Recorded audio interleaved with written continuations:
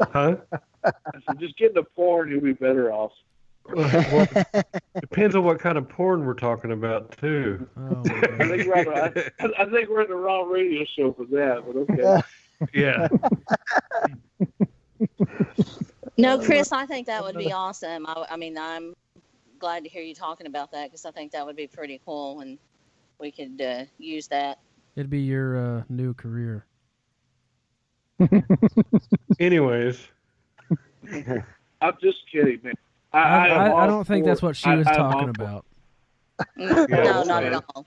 She was talking about the Guarantee recording not at all. and the new the Well, that's recordings and no, stuff like that. that's what I was talking about, doing the recording, trying new things and different things, and even going back and trying old things.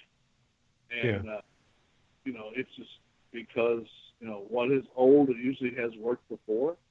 And, like I said, with doing old school stuff, it's going to cost you more money. Yeah. oh yeah, definitely. oh But- yeah. But, it could be worth it. Well, a lot of people that they still use that stuff. Well, no, I would say a lot. But I mean, there's a small percentage that still uses the older style of equipment like that, and I see that they do transfer it to digital after they use it. Do you think that they're losing any data out of that when they transfer it over to digital? Well, whenever you transfer anything, you're going to lose a little bit of data. Okay? Oh yeah, that's what I think too. I mean, that's I've that's lost just stuff. that's a proven fact. And it just depends on how good the equipment is. That's just like you get up here and record something on a recorder, you bring it back here and you transfer it over to your computer, trying to analyze it. You just lost a little bit of percentage of it. And, with EVP, I mean, there's a lot of people say, "Oh, I get 150 EVPs a night." Well, I'm just looking at them like, "Are you nuts?" How do you get I would 150? love to get that many. And Yeah. they're like, Yeah. "Oh, well, we heard this, we heard that." I'm like, "Well, you probably heard so much background noise that you're wanting it to be, Yeah. EVP." It's, Yeah, you're when you fishing. get up here, when you get up here and you take it on a program and you can break it down and say, "Oh, well, here's what I heard," and it's in a different range. Then you got something interesting, something that only a dog can hear, that we can't hear, we can't say, but when you're looking at it, you can see the frequency of and meter of what it was recorded in. Then you get something cool. Too many people are willing to jump. Say, "Oh, it's a ghost. Oh, it's a demon." Well, I'm sorry. Get people like that. They just need to be shot.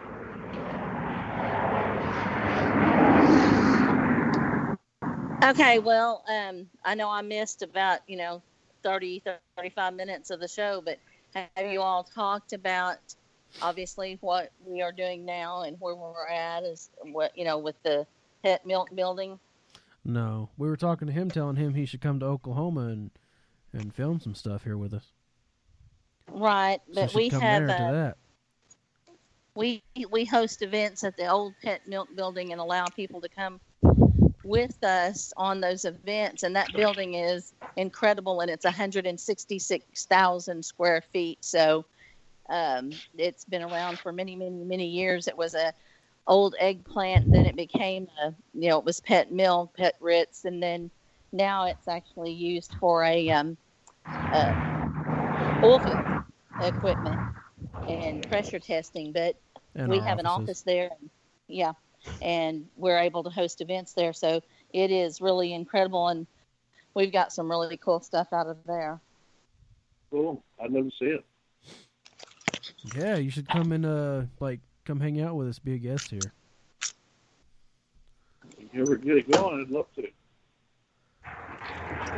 Yeah, we've been doing that since what was it? May 6th is when we first started having the Say events the here. last couple of months. Yeah, I think so. Yeah, so we've already had a lot of different events, investigations here. We'll let people go with us. Cool. So And the building's very active. yeah, You it's tell us when you actually- can go, and we'll bring you in. Yeah, it's actually pretty surprising on how active the place is. Because I mean, we got contacted by them, and then we went there, and I figured, well, maybe because they were having a lot of stories that they were telling us, and a lot of experiences that they were having. And I was like, yeah, that'd be cool, And we went, and it was actually surprisingly a lot more active than I thought it would be. Yeah. It's one of Do the you more active places. Do you use the Spirit Box, or what do you think of it? No, I'm not a big proponent of the Spirit Box. I think it's great. I think it's great that people are trying to do two different things, but basically with a Spirit Box, what you're dealing with is basically a broken radio. A lot of people go, well, it's saying, this is going to happen, this ghost is coming in, the devil is coming in, yada, yada, yada. And all I hear is wah, wah, wah, wah, wah. And it's cycling through the channels, hitting on words, and I have yet to hear one that's just so clear that I go, okay, I get it now. Or, yeah, I definitely heard something. But, I think a lot of it is, what they think it's saying, that's what they want, that's what they get. And like I said, I've been doing this going on 40 years. I have yet to see Bob the ghost walk up and go, "Hi, I'm Bob."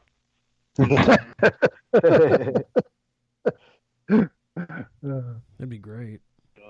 There's crazy things. I've been bounced through doors and walls and steps, glass, and thrown across rooms. So there's something there.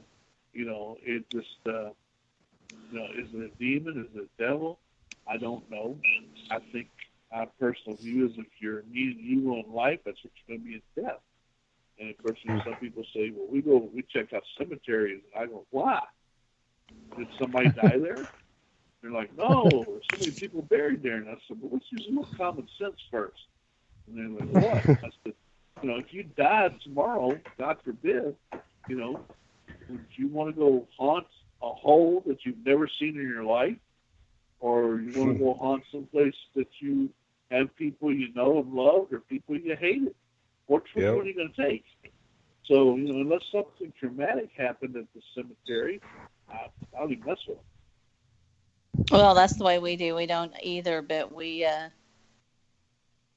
go to places, and like I always tell people when they say, I'm afraid something will come home with me, I really don't and never have worried about that, because I think they're exactly where they want to be. There's the reason that they're there and the reason that their energy remains there. Yeah, somebody asked me once, don't you worry about something coming home with me? My usual answer is not unless I've been drinking.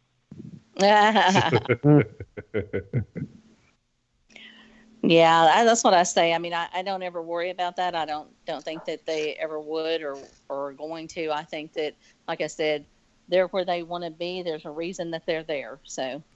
Yeah, I can totally understand that and totally agree with you. And some of these people are out there for the wrong reason. They want to get famous, or they think they're going to get famous. They're going, well, you got a TV show, you got money. I'm like, the paranormal pay sucks. It's just flat out, And I didn't get into this to be on TV. My life was going to be music. It still is music. I still play, and I make more and have made more money with that than I've ever done with the paranormal. I wrote books, done a little bit of everything in the paranormal. Like I said, been in over 40 different TV shows. I'm the host of my own series. Hosting another series. So, I don't do it to be on TV. I didn't go to these places to try to be on TV. It just fell in my lap. Right place, right time. That's all it was. Yeah, how did you get involved with the Booth Brothers? Well, as I said, I was at Waverly Hills in the early 2000s. And me and my group, the Louisville Ghost Center Society, we did a lot. We cleaned the place up a lot, gave tours and everything else. And the Booth Brothers showed up to make a movie, Death Tunnel, and it was just all it was ever meant to be was a independent horror film. And while they were there, things started happening to them, and they were like, "Wow, this is cool! Never had anything like this really happen to us before." So that's how we decided to film Spooked. And Sony Universal actually bought Death Tunnel, and that was expected to blow up, but instead Sci-Fi bought Spook.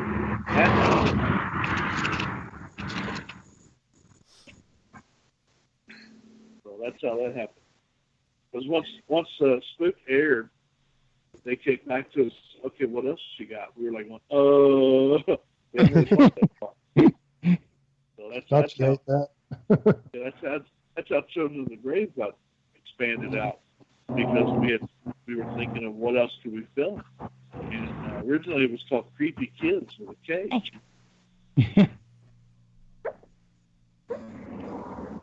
Children of the Grave is a pretty cool name, though. Thank you. Yeah. First Okay, and I may have. I was gonna say I may have missed this, and you may have already discussed it, but what got you actually into the paranormal? Did you have experiences of your own? Yeah, we talked about that earlier. Where, I had a pretty violent experience. That's what got me into it. Okay, because I was gonna say I think that's what gets a lot of people into it. It's what got all of us into it is, having an experience of our own. So.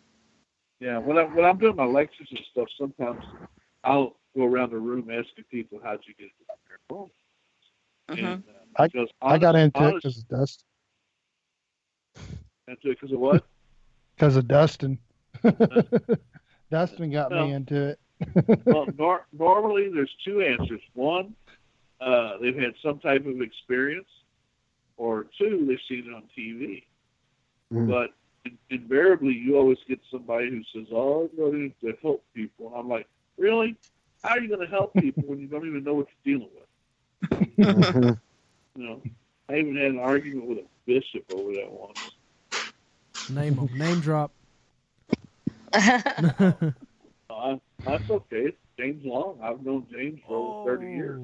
Oh!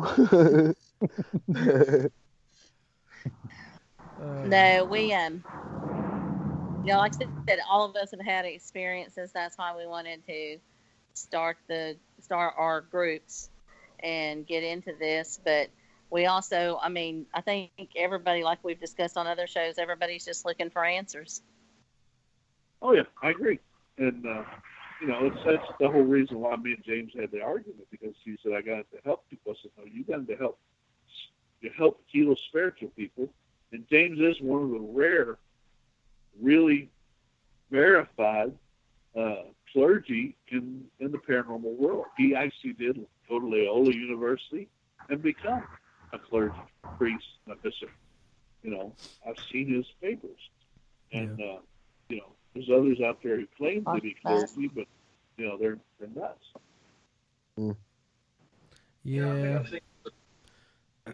We've had some people that have, around here that claim to be ordained and stuff, and they, well, I'm a priest, I can be an exorcist now and all that because they got certified online, Yeah, $20, everybody will be a priest. or excuse me, it's $25.99 now, I think. Right. Then they can, marry you and get that clergy discount, right? Right. Yeah, there are too many people. They're around here. They try to use that in the paranormal field, thinking that they're, going to go in and tell people, hey, well, yeah, I'm a priest or I'm a preacher, or, I can do exorcisms now because I paid for this, piece of paper on the internet. Yeah. Yeah, that they can get their. Good luck. They don't have to pay for taxes at Walmart. Right. Oh. Hey, maybe that's a good idea. Yeah, I need to grab my clergy card out. Yeah. Yeah. I did the farm tax. That's what I was saying. There are way too many in this field that are in it for the wrong reason. When I put the Louisville Ghost Hunters on live in 1996, we were the 39th ghost hunting group on the internet. Now look at me. There's thousands and thousands and thousands. No, there are millions. Yeah. Yeah. It's Ain't done as thousands and thousands of stuff. There's millions.